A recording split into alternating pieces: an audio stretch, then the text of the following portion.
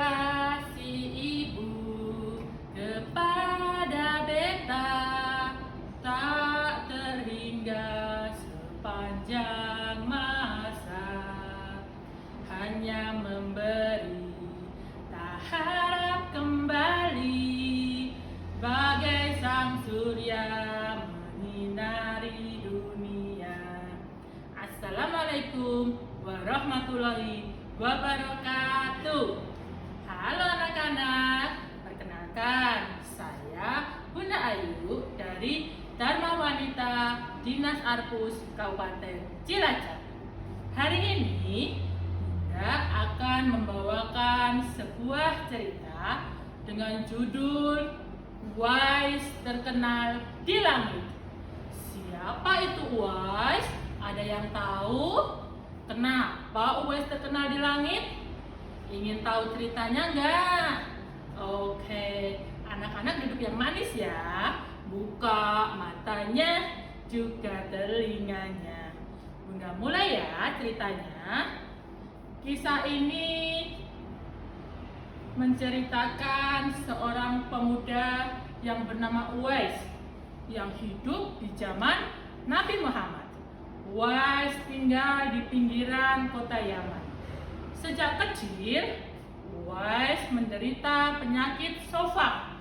Siapa yang tahu apa itu penyakit sofak? Ya, penyakit sofak itu munculnya belang-belang putih di seluruh tubuh. Karena penyakit itu, Uwais dijauhi sama teman-temannya. Uwais, tubuhmu itu sangat menjijikkan.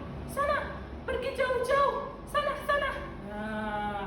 Tapi Uwais selalu sabar dan meminta kesembuhan kepada Allah. Setelah Uwais dewasa, Uwais tumbuh menjadi pemuda yang gagah dan soleh. Setiap hari, Uwais menggembalakan domba milik tetangganya. Uwais hanya hidup berdua dengan ibunya yang sudah tua, buta, dan lemah. Uwais setiap hari merawat ibunya dengan penuh kasih sayang dan menuruti semua permintaan ibunya. Suatu hari ibunya berkata, "Uwais anakku, ibu ingin sekali naik haji." Mendengar perkataan ibunya, Uwais kaget. Kemudian menjawab, "Baiklah ibu, kita akan pergi haji. Tapi mohon ibu bersabar sebentar ya." Kemudian Uwais mulai berpikir bagaimana caranya untuk membawa ibunya pergi ke Mekah. Sedangkan pergi ke Mekah harus mempunyai perbekalan yang cukup dan transportasi. Ya Allah, berilah kemudahan. Nah, setelah beberapa saat kemudian, Uwais mempunyai ide. Aha, aku punya ide. Kira-kira idenya Uwais apa anak-anak? Ya, Uwais berniat membeli seekor domba. Tetapi uang Uwais cuma cukup untuk membeli satu ekor anak domba. Ya, anak domba itu dibawa Uwais pulang. Setiap hari Uwais menggembala anak domba itu dengan menggendongnya. Naik turun bukit. Hep, mbak. Nah, melihat tingkah Uwais, sekali lagi teman-temannya menertawakannya dan mengejeknya. Uwais sudah gila. Setiap hari menggendong domba naik turun bukit. Tetapi Uwais tidak menghiraukan ejekan mereka.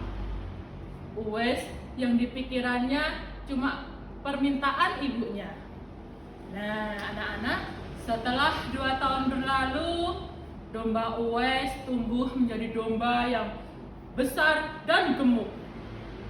Begitu juga dengan tubuh Uwais menjadi kuat karena setiap hari menggendong domba naik turun bukit. Tiba musim haji, Uwais menghampiri ibunya dan berkata, "Ayo ibu, inilah waktunya kita pergi haji." Ibunya menjawab, Alhamdulillah, terima kasih ya Allah. Nah, naiklah ke punggungku ibu, aku akan menggendongmu. Kemudian, ibunya digendong. Jalan dari kota Yaman menuju kota Mekah. Sesampainya di Mekah, Uwais tetap menggendong ibunya untuk berkeliling Ka'bah. Setelah sampai di hadapan Ka'bah, Uwais berdoa, "Ya Allah, ampunilah dosa ibuku." Ibu Uwais mendengar doa Uwais, kemudian bertanya, "Bagaimana dengan dosamu, anakku?" Uwais menjawab, "Dengan terampuninya dosa ibu, maka ibu akan masuk surga. Cukup dengan ridho ibu yang akan mengantarkanku ke surga." Masya Allah. Karena kesolehan dan kasih sayang Uwais kepada ibunya, Allah menganugerahi kesembuhan. Sering. Penyakit sofak yang diderita Uwais hilang, tinggal 1 bintik putih di telapak tangannya. Terima kasih ya Allah, Engkau telah mengabulkan doa hamba. Nah, anak-anak, ketika Nabi Muhammad berbincang-bincang dengan sahabatnya, beliau menceritakan sosok Uwais. Jika kalian bertemu dengan Uwais, mintalah doa dan istighfar padanya. Dia penghuni langit. Karena kesolehan dan kasih sayangnya kepada ibunya, Allah menyembuhkan penyakitnya.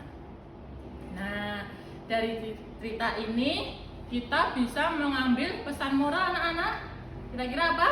Iya, yang pertama, kita harus selalu berbakti kepada orang tua. Dengan cara bagaimana? Dengan cara mendoakannya, menyayanginya, ya. Dan yang kedua, kita tidak boleh mengejek, menghina teman, ya, itu tidak baik.